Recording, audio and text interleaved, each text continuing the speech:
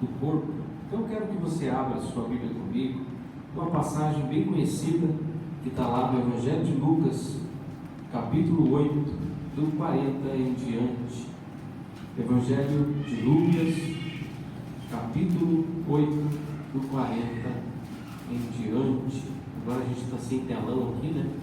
Você tem que trazer a Bíblia, o celular. Eu aconselho que traga a Bíblia, né? E a gente aprende a folhear a Bíblia, aprende a procurar os livros. Porque às vezes nós vamos ficando mal acostumados, né? Você abre o celular, está ali certinho, Filemon, né? Na Bíblia, para você achar Filemon não é fácil. Amós, né? Então assim, a gente vai ficando mal acostumado. Quando a gente carrega a Bíblia, a gente vai ficando um pouquinho mais de destreza, né? Na palavra de Deus. Então a gente vai falar um pouquinho hoje sobre essa mulher que é um símbolo, né, da fé, de uma fé poderosa que transformou a sua realidade. Amém? Então diz assim lá em Lucas capítulo 8, do 40 em diante: E aconteceu que quando voltou Jesus, a multidão o recebeu, porque todos estavam esperando. E eis que chegou um varão de nome Jairo, que era príncipe da sinagoga, prostrando-se aos pés de Jesus, rogava-lhe que entrasse em sua casa, porque tinha uma filha única, de quase 12 anos, que estava à morte. E indo ele, apertava-o a multidão. E a mulher, que tinha um fluxo de sangue havia 12 anos, havia gastado tudo com médicos e havia desprovido todos os seus haveres, e por nenhum deles podia ser curado. Chegando por detrás dele, tocou na orla da sua veste, e logo estancou o fluxo do seu sangue. E disse Jesus: Quem é que me tocou? Negando todos, disse a ele Pedro e os que estavam com ele: Mestre, a multidão te aperta e te oprime, e tu dizes: Quem é que me tocou? E disse Jesus: Alguém me tocou diferente, porque de mim saiu virtude. Amém? Então feche seus olhos por um instante, curva a sua cabeça. Pastor Antônio já orou, Pastor Walter, mas nós vamos continuar orando, porque oração nunca é demais. Amém? Ore por mim agora, peça a Deus que eu possa ser aqui um instrumento de bênção para a sua vida. Pai, eu me coloco à sua inteira disposição aqui nesta noite. Peço que o teu Espírito Santo, Pai, que não é um convidado não, o Senhor é o dono deste lugar. Esse lugar pertence ao Senhor, foi um lugar separado, consagrado para a pregação da tua palavra, para que almas fossem, Senhor amado, ganhas e levadas ao teu reino. Eu peço neste momento, Pai, que o Senhor bloqueie toda a humanidade, Senhor amado, que possa de alguma maneira atrapalhar o fluir do teu Espírito aqui neste lugar.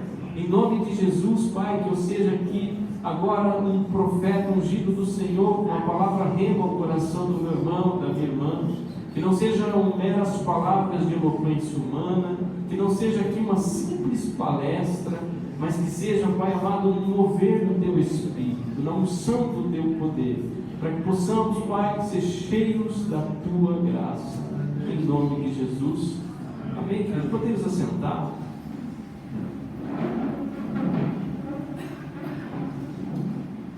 Lubrificar bem a garganta, esse tempo quente, né? A gente às vezes tem que dormir com o ventilador ligado e a garganta acaba ficando arranhando, né? Mas Deus seja louvado. Eu queria só dividir com você alguns princípios interessantes a respeito da unção com óleo. A palavra unção, ela é uma palavra interessante. A palavra unção, ela está diretamente ligada à força, vigor, fortalecimento. Então, quando alguém diz que vai nos ungir ou que seremos ungidos, essa pessoa, em outras palavras, está dizendo que nos vai, em nome de Jesus, fornecer força, vigor, fortalecimento. Então, o propósito dessa campanha, eu não tenho dúvidas, é para que nós sejamos aqui alcançados, seja na área física, como vamos ministrar hoje, seja na área sentimental, espiritual, seja na área familiar, em todas as áreas da sua vida, que você possa ser tocado, né, pelas palavras que serão aqui ministradas, e que de uma forma especial você não saia daqui de uma maneira entristecida ou ainda com problemas nessa área. Então a palavra unção, ela está diretamente ligada à força, vigor, fortalecimento. A unção lá no Antigo Testamento, ela repousava sobre 3 tipos de ofícios: profetas, reis e sacerdotes. É interessante, né? A gente percebe que lá no Antigo Testamento o óleo, ele era amplamente usado, né? O óleo, ele era o combustível ali daquela época. Se você parar para pensar, não existia energia elétrica, então o óleo era usado em uma lamparina, e aquela lamparina era usada à noite para que a pessoa pudesse se localizar, iluminar a casa. Enfim, o óleo era usado também como forma de remédio, às vezes misturado ao vinho, às vezes misturado a algum tipo de elemento. Eles passavam nas feridas, ou eles tomavam aquele óleo para que ele fizesse efeito ali medicinal. Então o óleo no Antigo Testamento, ele tinha um proveito muito grande. É muito interessante estudar um pouquinho a respeito dessas unções, não é? Lembra lá do salmista dizendo: ó, quão bom e precioso é que os irmãos vivam em união. É como óleo precioso que desce sobre a barba de Arão, e vai até a orla das suas vestes. Então está falando um pouquinho da unção que o sacerdote recebia. Arão foi o primeiro sumo sacerdote da história, e ele era ungido com óleo. O óleo era usado no Antigo Testamento quando uma pessoa assim mais abastada recebia um visitante. Além de lavar os seus pés, porque naquela época se andava de sandália, então o cheiro de chulé deveria ser grande, os pés estavam sujos. Então quando alguém recebia ali uma pessoa na sua casa, era comum que aquela pessoa recebesse com uma bacia, lavasse os pés daquele visitante, e antes de ir à mesa para comer, ele ungia aquela pessoa com óleo também, porque naquela época eles não tomavam banho todos os dias, até porque o Oriente Médio, ele é escasso com relação à água. Então o óleo no Antigo Testamento, ele tem um papel muito grande ali na vida daquela população. E mais do que isso, o óleo, tanto no Antigo Testamento quanto no Novo Testamento, o óleo tipifica e aponta a pessoa do Espírito Santo de Deus. Aleluia. Porque quando um sacerdote era ungido, ele era ungido para que o Espírito Santo de Deus se apoderasse dele. Seja ele ali um sacerdote, eu anotei algo interessante, todos os ofícios da unção ali do Antigo Testamento, eles apontam ou são uma figura da pessoa de Cristo. Olha que interessante, o rei, ele era ungido como libertador, os profetas eram ungidos como mensageiros, e o sacerdote era ungido como mediador. Então nós vemos a unção com óleo, ou seja, aquilo que tipificava aquela unção, a presença do Espírito Santo, como uma figura da pessoa de Jesus Cristo, quer no Antigo, quer no Novo Testamento. A gente vê se mover essa figura do Espírito Santo através do óleo, e Jesus, ele carregava todos esses atributos. Jesus, ele é sacerdote, porque ele intercede diante de Deus por nós, ele é o nosso mediador. Foi na cruz do Calvário que Jesus ganhou o papel de mediador entre Deus e os homens.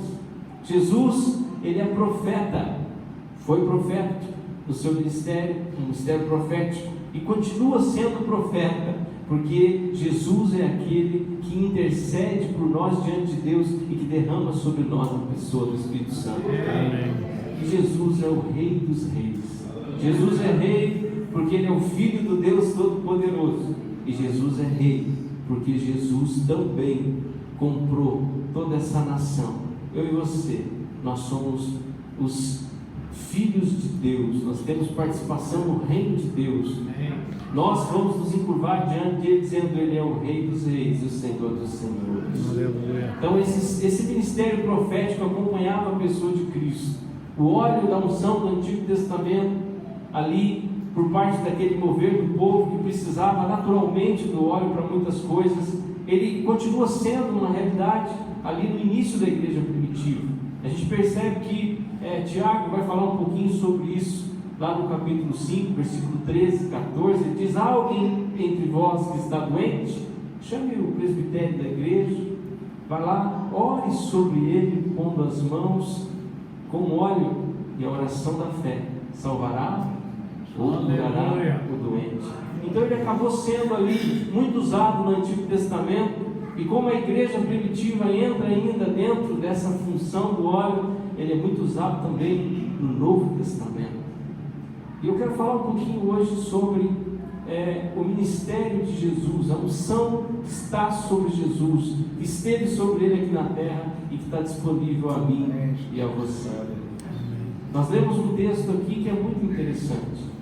Jesus começou a ministrar ali durante o seu ministério, e os sinais, os prodígios, as maravilhas, a maneira com que Jesus falava, a maneira com que Jesus se portava, os ensinamentos de Jesus, a unção que estava sobre a vida de Jesus.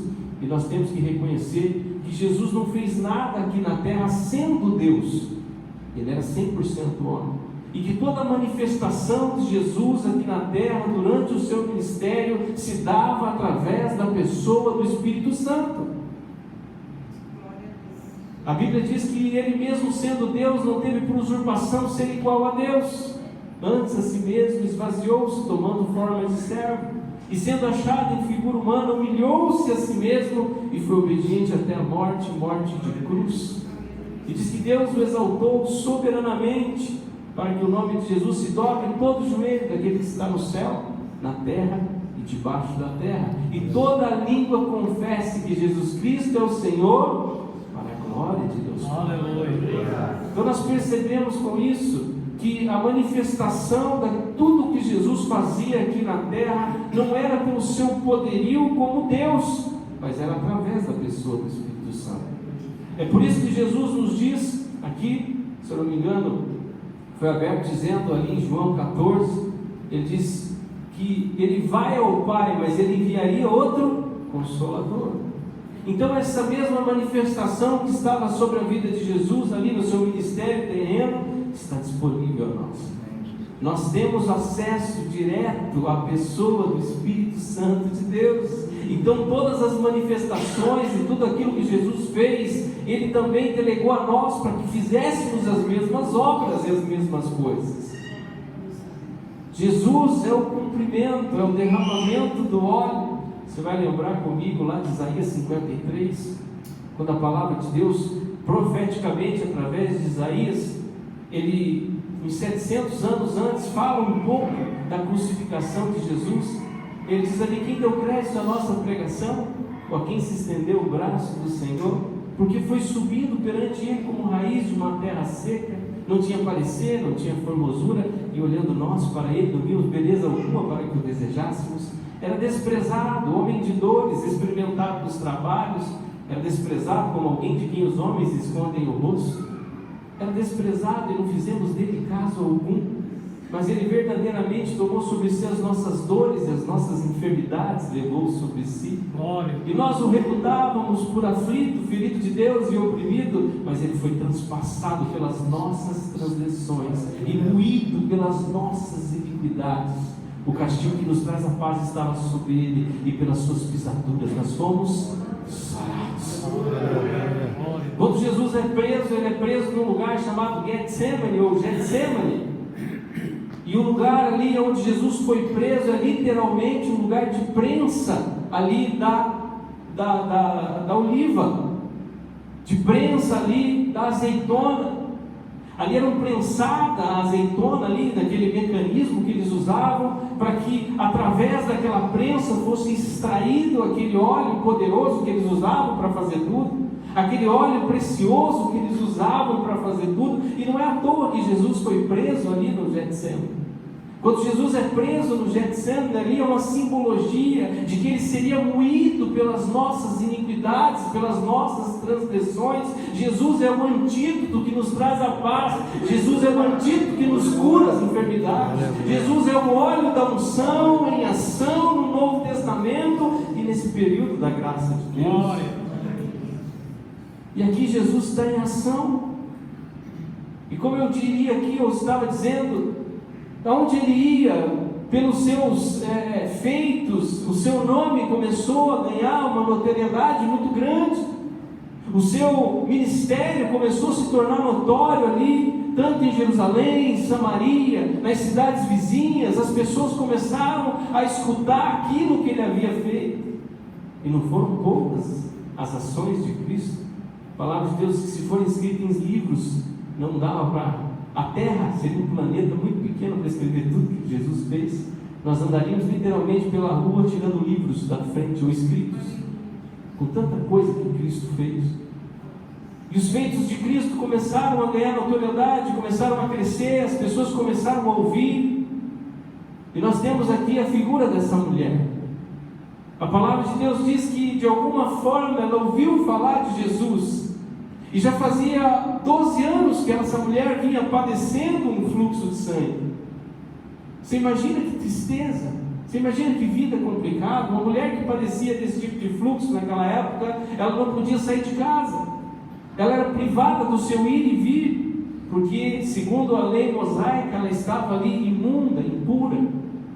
Então era uma mulher que se encontrava ali em casa praticamente em todo o tempo. Mas o que é interessante na vida dessa mulher é que ela nunca se conformou com este problema, nunca se conformou com esta doença. Eu já disse aqui e vou repetir, que para algumas pessoas o problema não é o problema. Para algumas pessoas o problema é a ausência da solução. Tem pessoas que não se conformam com os problemas, tem pessoas que não se conformam com as dificuldades, tem pessoas que buscam de todas as formas a resolução do seu problema, tem pessoas que buscam de todas as formas a resolução das suas dificuldades. Você conhece a história da família Basso? A história deles é muito interessante. Um dos filhos estava ali numa fase da juventude, pastor Fioravante, jogava bola em um clube de futebol aqui da capital, estava se destacando e de repente descobriu que estava com lepra. E diz que eles procuraram ali cura em todos os lugares, mas não encontraram. A coisa se tornou tão grave que ele estava prestes a ser levado a um leprosário, onde ali estava fatidicamente concretizada a sua morte. Mas que um homem, um vizinho ali da família Basso naquela época, chegou para ele e falou bem assim: olha, tem um lugar aqui em Curitiba chamado Cruzada Nacional da Evangelização, e diz que tem homens de Deus lá e pessoas estão sendo curadas. Por que você não vai? Aí disse que o Fioravante falou: mas eu não posso andar de ônibus, eu sou leproso. Diz que ele falou: não, mas eu vou caminhando com você. Esse vizinho pegou o pastor Fioravante, levou até a tenda onde os milagres estavam acontecendo. E diz a história que naquela noite o pregador estava pregando sobre Naamã, o leproso. Nada é coincidência, tudo é mover do Espírito Santo. E diz a história que naquela noite, antes de encerrar, o pregador disse: olha, existe um homem aqui no nosso meio que está passando pelo mesmo que Naamã passava. O pastor Fioravante encheu o coração de alegria, correu até a frente, naquele instante ele foi curado. Deus te abençoe.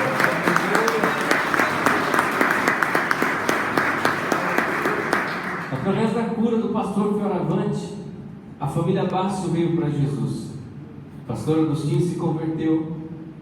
Um dia Deus o colocou numa pequena célula, e essa célula foi crescendo, e hoje é uma igreja com mais de 10 mil membros. Nada é por acaso.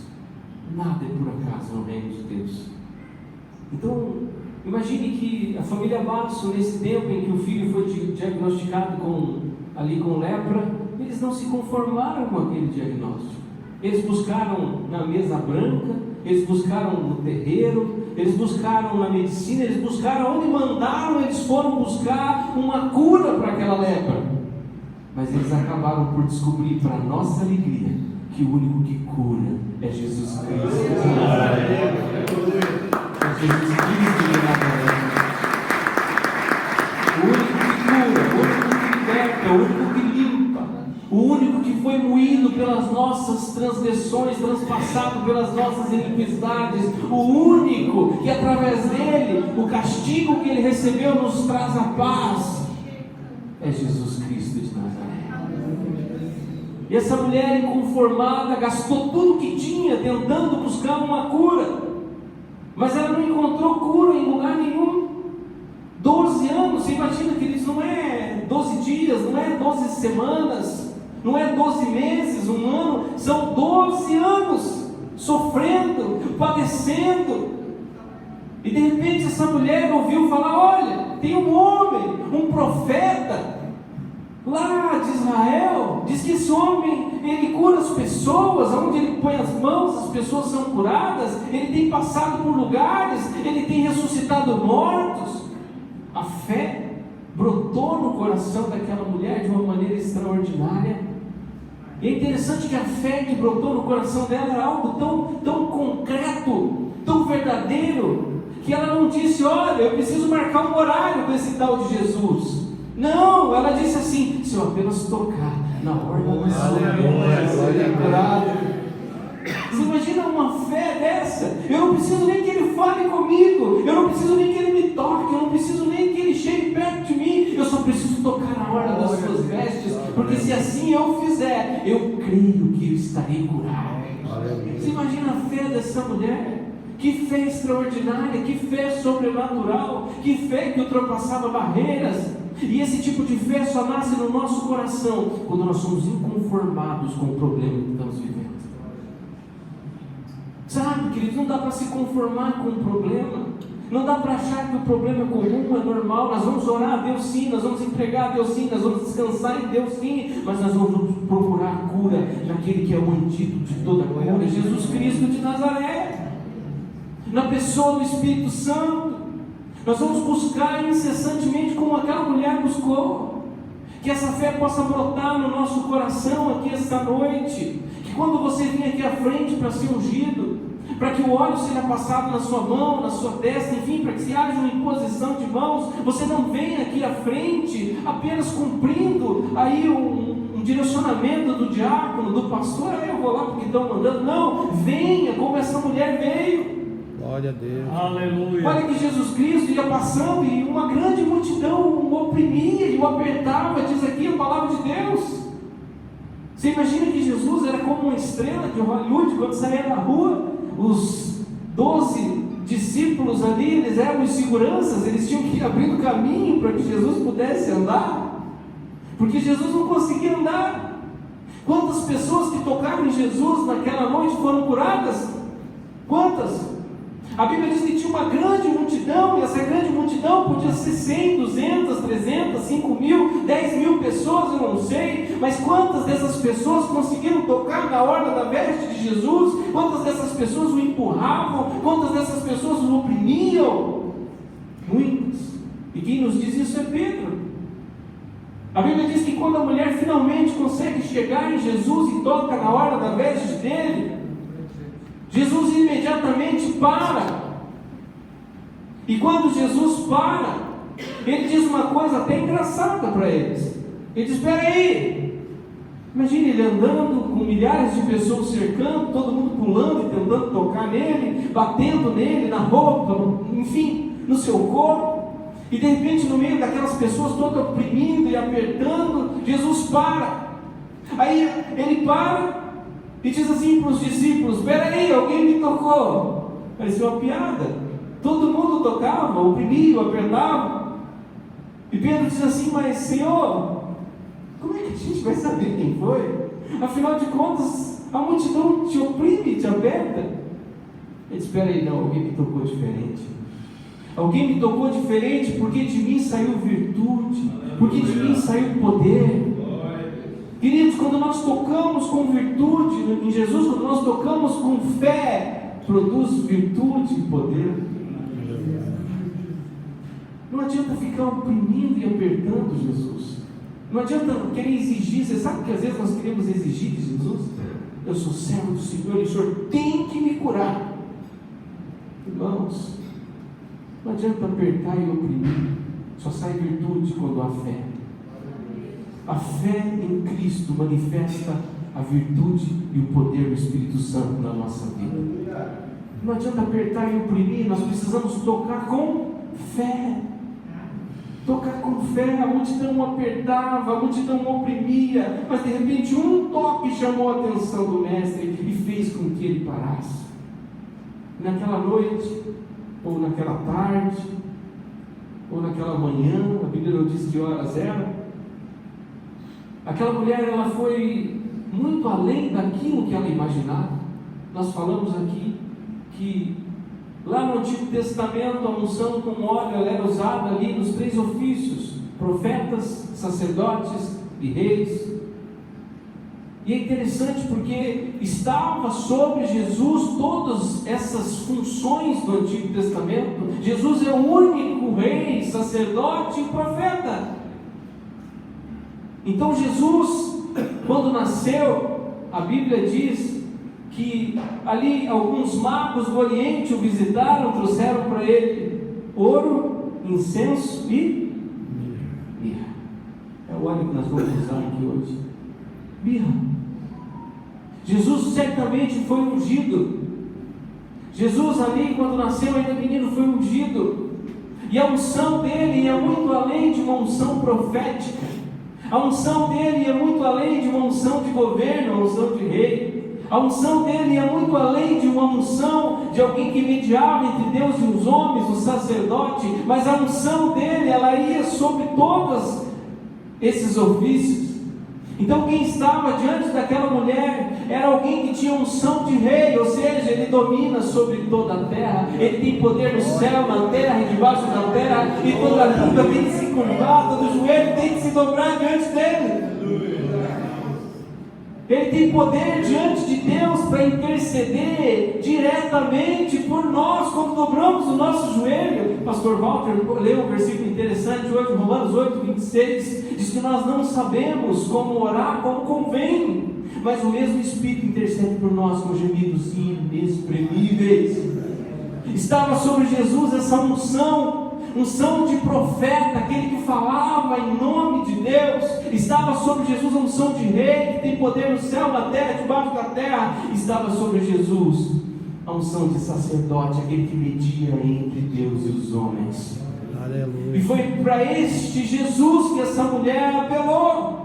E quando ela chega diante de Jesus e se lança nas suas vestes, apenas com uma fé material, querendo receber algo no reino natural, Jesus vai muito além, porque aquilo que Ele tem para nos dar vai muito além de uma cura física. A unção que está sobre Jesus, ela vem sobre nós e ela é completa. Ela não é só para que você seja curado. Aquela mulher imaginava ser curada e ir embora. Mas quando ela chega diante de Jesus, a Bíblia diz que Jesus para, pergunta quem lhe tocou. E quando ninguém sabe, Jesus volta-se para aquela mulher, ela estava tremendo de medo. E ela disse: Senhor, fui eu. Há 12 anos eu padeci de um fluxo de sangue. E Jesus olha nos olhos daquela mulher e diz: mulher, vai em paz, a tua fé te salvou. Aqui Jesus usa ali a sua unção profética, liberando uma palavra sobre aquela mulher. Aqui Jesus usa ali a sua unção de rei, porque ele podia mover o sobrenatural para que aquela mulher fosse curada. E aqui ele usa a sua unção sacerdotal. Ele fala para ela que ela foi salva, que ela estava limpa, que ela estava curada. Aqui ele usa o ofício que ele recebeu, esse ofício de rei, de sacerdote, de profeta. Aquela mulher recebeu muito além do que ela foi buscar. Anos depois, aquela mulher morreu, porque senão ela estava testemunhando de Jesus até hoje. A cura física que ela recebeu aliviou sim as suas dores, mas a salvação que ela recebeu naquela noite mudou a história da sua vida. Então hoje Jesus quer muito mais do que te curar. Jesus quer que quando você fechar os olhos aqui nessa terra, você seja recebido lá no reino. Jesus quer que o teu coração esteja voltado a Ele, não só pelo que Ele pode te dar, mas pelo que Ele é, o Filho de Deus, o mediador entre Deus e os homens, o Salvador de toda a raça humana. Glória a Deus. Eu preciso encerrar. Eu quero que você feche seus olhos neste momento. Enquanto eu ministro aqui, de repente você veio aqui, eu não sei o motivo que te trouxe aqui essa noite. De repente você veio aqui porque você gosta de vir à igreja na terça-feira, recebeu uma palavra.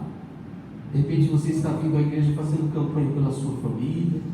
De repente você está vindo à igreja porque você também está com um problema físico e você crê que Jesus vai te curar essa noite. Mas de repente você está aqui essa noite e você nunca aceitou Jesus como seu único, suficiente, eterno e exclusivo Salvador.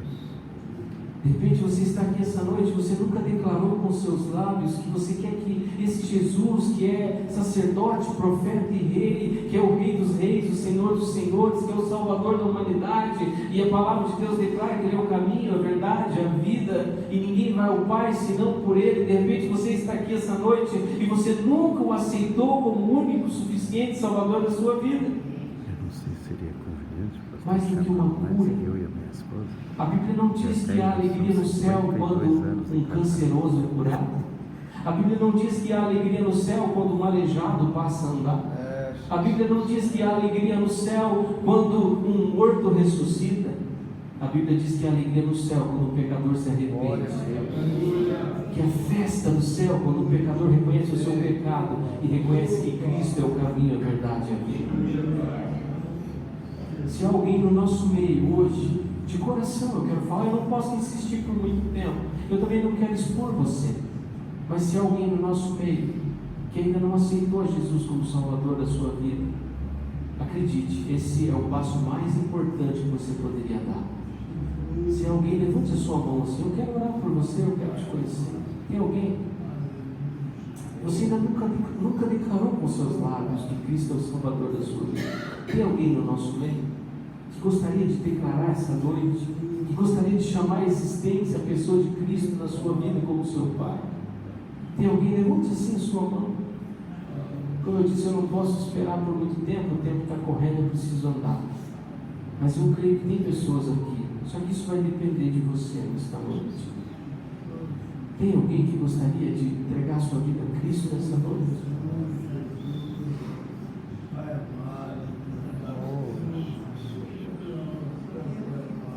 Coloque a mão do seu coração.